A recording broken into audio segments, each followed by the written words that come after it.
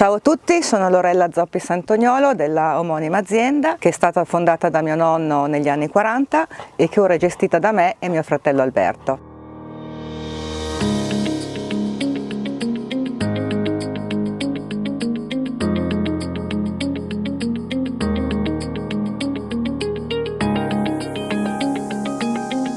Lei invece è la mia Camilla, parte integrante della nostra famiglia. In vendemmia ha un ruolo specifico, quello di cacciare le lucertole dai grappoli.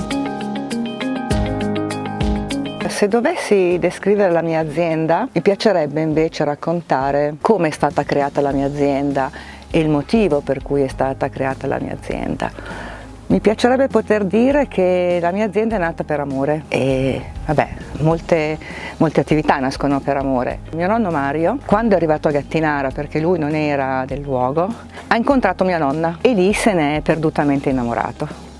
Ha deciso pertanto di trasferirsi a Gattinara e di avviare l'attività vitivinicola. Per questo che dico che la nostra azienda è nata per amore, perché se nonno non avesse incontrato nonna io non sarei qua oggi e la mia azienda non esisterebbe.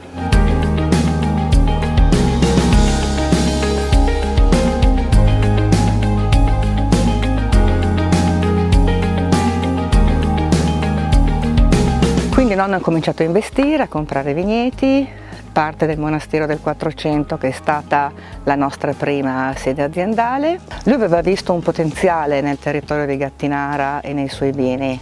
Non dimentichiamo che a quei tempi il mondo del vino non è quello che tutti conosciamo oggi, non c'era praticamente una normativa precisa, una legislazione, la denominazione Gattinara ancora non esisteva. All'epoca diciamo che per il viticoltore tradizionale la cosa più importante era produrre, quindi la quantità.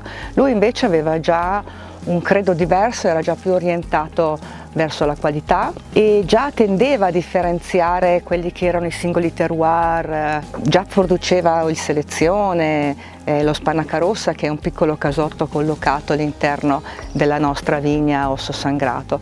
Assolutamente lui voleva essere un'azienda magari piccola ma completa, quindi un'azienda che produceva, che vinificava, che imbottigliava, mentre all'epoca molte situazioni erano semplicemente di commercianti o imbottigliatori. La nonna ha lavorato con lui in azienda praticamente per sempre e poi è subentrata mamma Rosanna, che ha gestito l'azienda da sola per diversi anni.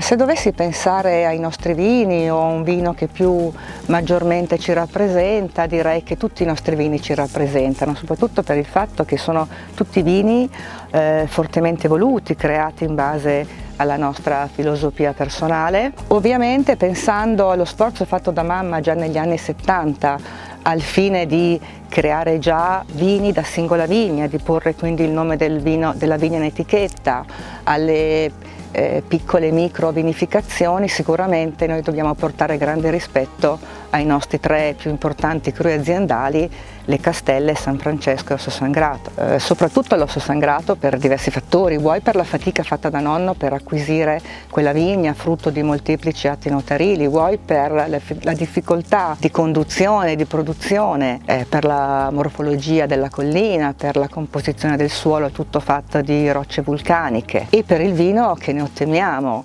Un vino che per noi deve essere assolutamente caratterizzato da quella vigna e riconducibile a quel suolo. L'Osso Sangrato è un po' il nostro lord aziendale.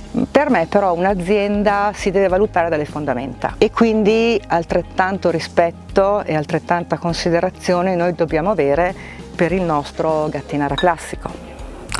Questo ad esempio è il nostro Gattinara Riserva 15, è il vino che noi presenteremo in questa edizione di Taste Ghost Digital. Come tutti i nostri Gattinara è un 100% nebbiolo, ha una fermentazione naturale in vasche di cemento e poi viene affinato 3 anni in botte di rovere e 1 anno circa in bottiglia.